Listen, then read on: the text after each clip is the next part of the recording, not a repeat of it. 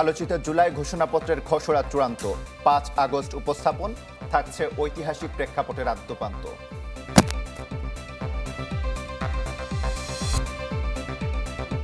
জুলাই ঘোষণাপত্রের সাংবিধানিক স্বীকৃতি চায় এনসিপি। কাল শহীদ মিনারে নতুন বাংলাদেশের ইশতেহার ঘোষণা।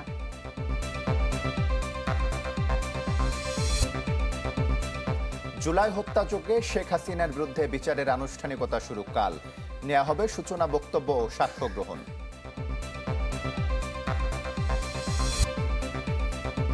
জোড়াতালি দিয়ে মানুষের ভাগ্য পরিবর্তন নয়, অনির্বাচিতদের সংবিধান পরিবর্তনের দাবির সমালোচনা বিএনপির। এবং শুল্ক নিয়ে উৎকণ্ঠা কাটলেও আত্মতুষ্টির সুযোগ দেখছে না বিজিএমইএ। বিশ্বকে যুক্তরাষ্ট্রমুখী রাখতেই ট্যারিফ ফাঁদ। জুলাই ঘোষণাপত্রের খসড়া চূড়ান্ত করেছে অন্তর্বর্তী সরকার, যা ৫ আগস্ট বিকেল ৫টায় জাতির সামনে উপস্থাপন করা হবে বলে জানিয়েছেন প্রধান উপদেষ্টার প্রেস সচিব শফিকুল আলম। গণ অভ্যুত্থান এবং আগের বাস্তবতা, ঐতিহাসিক প্রেক্ষাপট, সামনে কেমন বাংলাদেশ প্রত্যাশা, সেই সব কিছুই থাকবে ঘোষণাপত্রে। জুলাই গণ অভ্যুত্থানের পর থেকে রাজনৈতিক অঙ্গনে অন্যতম আলোচিত বিষয় জুলাই ঘোষণাপত্র। প্রধান উপদেষ্টার প্রেস সচিব জানিয়েছেন, বহুল প্রতীক্ষিত ঘোষণাপত্রের খসড়া চূড়ান্ত হয়েছে, যা ৫ আগস্ট বিকেল ৫টায় জাতির সামনে উপস্থাপন করা হবে। জুলাইতে আমাদের তো গর্বের একটা জিনিস, এটা অভূতপূর্ব একটা গণঅভ্যুত্থান। এখানে আওয়ামী লীগ ছাড়া সবার যোগদান ছিল, ছোট দল, বড় দল, হ্যাঁ, আওয়ামী লীগ এবং আওয়ামী লীগের দোসর ছাড়া সবাই ছিল।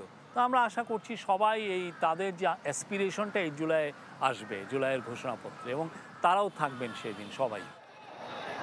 জুলাই গণ অভ্যুত্থান এবং পূর্ববর্তী ঐতিহাসিক প্রেক্ষাপট সবই ঘোষণাপত্রে থাকবে বলে জানান প্রেস সচিব। বলেন, গণ আকাঙ্ক্ষা এবং সামনে কেমন বাংলাদেশ প্রত্যাশা তার প্রতিফলন থাকবে এতে। আগামী দুদিনের মধ্যে আরও বিস্তারিত খোলাসা হবে বলে জানান শফিকুল আলম। ঘোষণার মধ্যে যে জুলাই আমরা কেন করলাম, জুলাইয়ের আগে যে বাস্তবতা কি ছিল, শেখ হাসিনার আমলে কি ভয়াবহ মানুষের যে অধিকার হরণ করা হয়েছিল, মানুষকে খুন গুম করা হয়েছিল, তার আগে যে বাংলাদেশের যে ঐতিহাসিক যে কনটেক্সট, এই সব কিছুই থাকবে। মূলত অ্যাসপিরেশন, আমরা কি চেয়েছি, আমরা সামনে আমরা কি চাই, আমরা কি ধরনের বাংলাদেশকে চাই, সেটার একটা আমি বলবো যে রিফ্লেকশন থাকবে। ৩-৪ তারিখের দিকে হয়তো বা বাকিটা আমরা আরও ডিসক্লোজ করতে পারবো। এদিকে রাজধানীতে জুলাই পুনর্জাগরণের র্যালি শেষে তথ্য উপদেষ্টা জানিয়েছেন, জুলাই ঘোষণাপত্র জুলাই গণ অভ্যুত্থানের দালিলিক প্রমাণ। জুলাই ঘোষণাপত্রের মাধ্যমে এই জুলাই গণ অভ্যুত্থান যারা করেছেন, যে ছাত্র জনতা, তারা তাদের একটা ডিক্লারেশনের মাধ্যমে একটা দালিলিক প্রমাণ থাকবে যে আসলে আমরা কোন কোন অ্যাসপিরেশন এবং কোন কোন ঐতিহাসিক পরিস্থিতির কারণে এখানে এসে উপনীত হয়েছিলাম। উপদেষ্টা আরও জানান, ঐক্যমত্য কমিশনের রাজনৈতিক দলগুলোর ঐক্যমত্য হওয়া বিষয়গুলো নিয়ে হবে জুলাই সনদ। স্বপ্নিল শাহরিয়ার শিশির, চ্যানেল 24, ঢাকা। কাল কেন্দ্রীয় শহীদ মিনারে নতুন বাংলাদেশের ইশতেহার ঘোষণা করবে জাতীয় নাগরিক পার্টি এনসিপি। সংবাদ সম্মেলনে জুলাই ঘোষণাপত্রের সাংবিধানিক স্বীকৃতি এবং জুলাই সনদের ভিত্তিতেই আগামী নির্বাচন ও সংসদ গঠনের দাবি জানান দলটির নেতারা। এ সময় ৫ আগস্ট সরকারের জুলাই ঘোষণাপত্র প্রকাশের উদ্যোগকে স্বাগত জানায় এনসিপি। ২৪ দফা ইশতেহার ঘোষণার অপেক্ষায় জাতীয় নাগরিক পার্টি এনসিপি, যাতে থাকছে জনগণতান্ত্রিক রাষ্ট্র গড়ে তুলতে ঔপনিবেশিক আমলের সব আইনকে জাতীয় ও আন্তর্জাতিক মানবাধিকার মানদণ্ডের ভিত্তিতে যুগোপযোগী করা, নির্বাচন কমিশন আইনের গঠন প্রক্রিয়ার মৌলিক পরিবর্তন, দেশের সার্বভৌমত্ব, নিরাপত্তা ও স্বাধীন পররাষ্ট্রনীতি রক্ষার প্রশ্নে আপোষহীন অবস্থান ও হুইসেল ব্লোয়ার প্রোটেকশন আইন প্রণয়ন। যোদ্ধা এবং আন্দোলনকারী রোববার কেন্দ্রীয় শহীদ মিনারে নতুন বাংলাদেশের ইশতেহার ঘোষণা উপলক্ষে এনসিপির সংবাদ সম্মেলন, যেখানে দিনক্ষণ, পরিকল্পনা ও গণমাধ্যমের প্রশ্নোত্তর দেন দলের আহ্বায়ক। ফলে নতুন রাজনৈতিক বন্দোবস্তের বা নতুন বাংলাদেশের বিনির্মাণের যে লড়াই, সেটি আমাদেরকে এখনো চালিয়ে যেতে হচ্ছে। ফ্যাসিবাদের পতন হলেও এখনো ফ্যাসিবাদী রাষ্ট্র ব্যবস্থার পতন হয়নি উল্লেখ করে নাহিদ ইসলাম বলেন, জুলাই সনদের বাস্তবায়ন পদ্ধতি নিশ্চিত হয়েই স্বাক্ষর করবে দলটি। এটার বাস্তবায়ন পদ্ধতি কি, সেটা নিয়ে ঐক্যমত্য কমিশন কথা বলেনি। ফলে আমাদের এই বাস্তবায়ন পদ্ধতির সুরাহা হয়ে আমাদের এই জুলাই সনদে সকল দল স্বাক্ষর করবে। এ সময় জুলাই ঘোষণাপত্রের সাংবিধানিক স্বীকৃতি এবং জুলাই সনদের ভিত্তিতেই আগামী নির্বাচন ও সংসদ গঠনের দাবিও জানায় এনসিপি। সংবিধানের সেটা প্রিয়েম্বল এবং তফসিলে এই জুলাই গণ অভ্যুত্থান এবং বা ঘোষণাপত্রের কথাটি উল্লেখ থাকতে হবে। জুলাই সনদের ভিত্তিতেই আগামী সংসদ গঠিত হবে বা গণপরিষদ গঠিত হবে এবং এই অন্তর্বর্তী সরকারের সময় থেকেই জুলাই সনদটি কার্যকর করতে হবে। আগামী 5 আগস্ট সরকারের জুলাই ঘোষণাপত্র প্রকাশের উদ্যোগকে স্বাগত জানায় এনসিপি।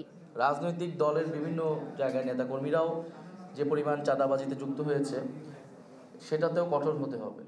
জুমাতুল বিদা, চ্যানেল 24, ঢাকা। গণ অভ্যুত্থানের আকাঙ্ক্ষা থেকে সরে এসে জুলাই সনদ ঘোষণা হলে আবারও আন্দোলনে নামবে ছাত্র জনতা। রাজধানীতে এক অনুষ্ঠানে এমন হুঁশিয়ারি দিয়েছেন জুলাই যোদ্ধারা। তারা অভিযোগ করেন, শহীদদের রক্তের উপর দাঁড়িয়ে আখের গোছাতে ব্যস্ত অনেকেই। রাজধানীর ওসমানী স্মৃতি মিলনায়তনে জুলাই যোদ্ধাদের প্রতি শ্রদ্ধা শিরোনামে এই অনুষ্ঠান। আলোচনায় অংশ নেন শহীদ পরিবারের সদস্য ও জুলাই যোদ্ধা সহ গণ অভ্যুত্থানের পক্ষের অনেকেই। তাদের কণ্ঠে উঠে আসে জুলাই আগস্ট হত্যাকাণ্ডের বিচারের দাবি। আমরা বাংলাদেশ রাষ্ট্রের প্রতি ভরসা রাখতে চাই। শহীদদের রক্তের উপর দাঁড়িয়ে অনেকেই আখের গোছাতে ব্যস্ত বলেও অভিযোগ করেন বক্তারা।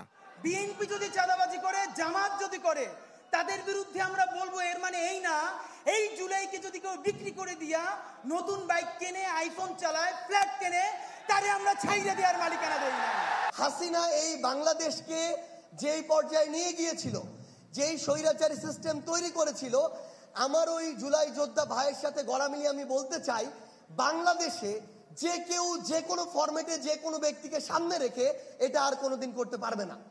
নতুন বাংলাদেশে মানুষের ভাগ্য বদলাতে সবাইকে এগিয়ে আসার আহ্বান জানান আলোচকরা। রক্ত দেওয়ার সময়, রাজপথে দেওয়ার সময় তরুণরা সামনে থাকবে, নারীরা সামনে থাকবে, কিন্তু যখন মতামত দেওয়া লাগবে, পলিসি মেকিংয়ে নেওয়া লাগবে, তখন আর তরুণদের প্রয়োজন নাই। সবাইকে যাতে যথাযথ সম্মানের সাথে নতুন বাংলাদেশে ট্রিট করা হয়। নতুন বাংলাদেশ তরুণদেরই বাংলাদেশ এবং তরুণরাই পরিবর্তন নিয়ে আসবে। আমরা কি চাই, আমরা কি আশা করেছি, এটা নিয়ে দেখা যাচ্ছে সবাই হতাশ। এই হতাশাটা কি আমাদের প্রাপ্য ছিল? আমরা সংস্কার চাই, কিন্তু সংস্কারটা কি সেটা আমরা যেটা চেয়েছি সেটা কি পাচ্ছি কিনা সেটা দেখার বিষয়। গণ অভ্যুত্থানের আকাঙ্ক্ষা থেকে সরে এসে জুলাই সনদ ঘোষণা হলে আবারও আন্দোলনের হুঁশিয়ারি দেন জুলাই যোদ্ধারা। আমরা দেখতে চাই একটি ন্যায় ও ইনসাফপূর্ণ Bangladesh. Nafiul Islam Linkon, channel 24, Dhaka. World class innovation নিয়ে ওয়ালটন এখন দেশের সীমানা পেরিয়ে পৌঁছে গিয়েছে 50টিরও বেশি দেশে। জুলাই আগস্টে মানবতা বিরোধী অপরাধে শেখ হাসিনার বিরুদ্ধে কাল সূচনা বক্তব্য ও সাক্ষ্য নেওয়া শুরু হবে। এটি প্রথম মামলা যার বিচারের আনুষ্ঠানিকতা শুরু হচ্ছে কাল। আসামির অনুপস্থিতিতেই চলবে বিচার কাজ। এদিকে এখন পর্যন্ত পুনর্গঠিত আন্তর্জাতিক অপরাধ ট্রাইব্যুনালে অভিযোগ জমা পড়েছে 5 শতাধিক। মাসুদুর রহমানের রিপোর্ট। জুলাই আগস্ট জুড়ে যে হত্যাযজ্ঞ হয়েছিল তার বিচারে পুনর্গঠন করা হয় আন্তর্জাতিক অপরাধ ট্রাইব্যুনাল।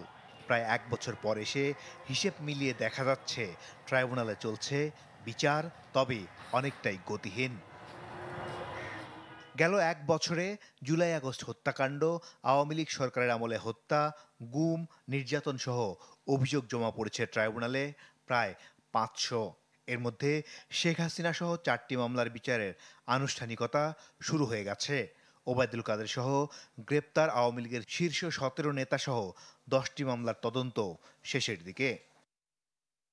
তবে সবকিছু ছাপিয়ে রোববার শেখ হাসিনার মামলায় সূচনা বক্তব্য ও সাক্ষ্য গ্রহণ শুরু হচ্ছে বলে জানালো প্রসিকিউশন, যেখানে রাজসাক্ষী সাবেক আইজিপি চৌধুরী মামুন। সাক্ষ্য উপস্থাপনের ক্ষেত্রে প্রসিকিউশন প্রথমেই যে সকল সাক্ষী সরাসরি এই মামলায় ভিকটিম হয়েছেন বা প্রত্যক্ষদর্শী এবং যাদের উপরে নৃশংস নির্মম অত্যাচার পরিচালিত হয়েছে জুলাই গণ অভ্যুত্থান চলাকালে, তাদেরকেই আমরা প্রথম দিকে সাক্ষ্য হিসাবে উপস্থাপন করব বলে প্রাথমিকভাবে সিদ্ধান্ত নিয়েছি।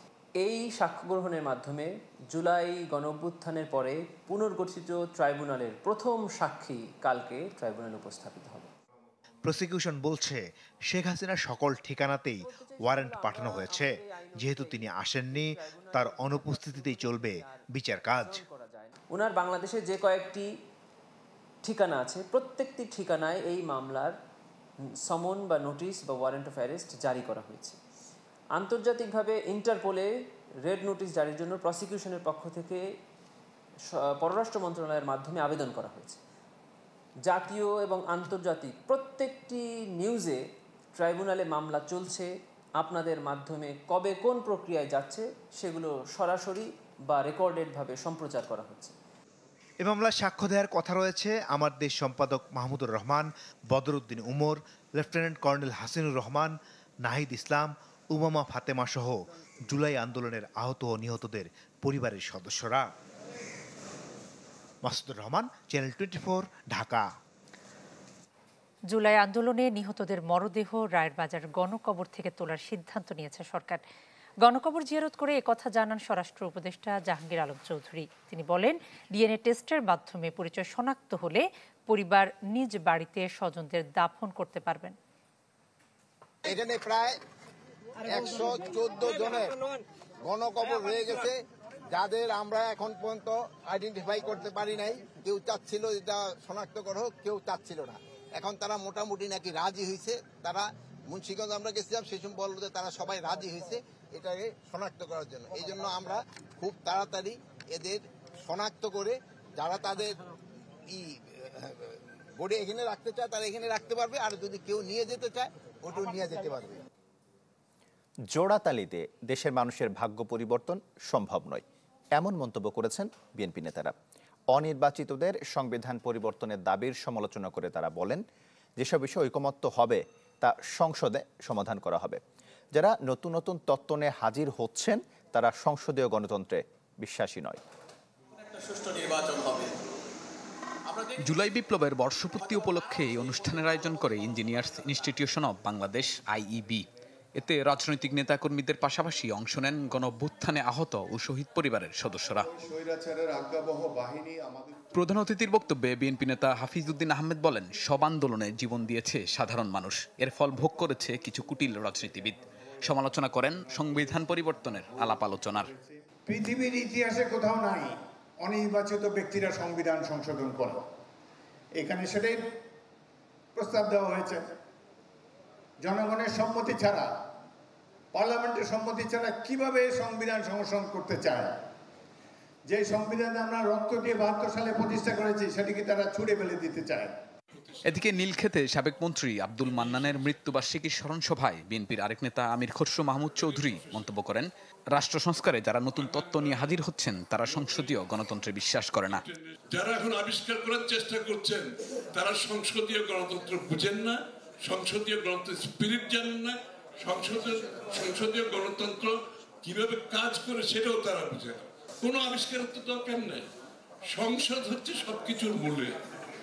All road leads to the parliament. আপনার সব সমাধান সংসদে হতে হবে।